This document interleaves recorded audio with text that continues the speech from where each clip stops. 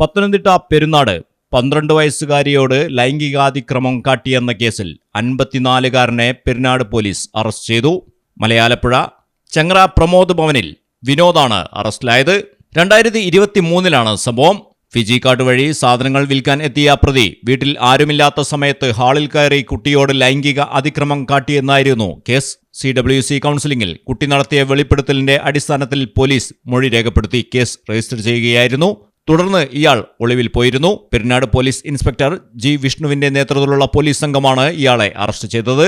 SI Kuruvila Zachariah, senior civil police ഓഫീസർമാരായ Sukesh Vijesh, civil police officer Ramprakash എന്നിവർ ഉൾപ്പെട്ട അന്വേഷണ സംഘം ചങ്ങറയിൽ നിന്നാണ് ഇയാളെ പിടികൂടിയത്. കോടതിയിൽ ഹാജരാക്കിയ പ്രതിയെ റിമാൻഡ് ചെയ്തു.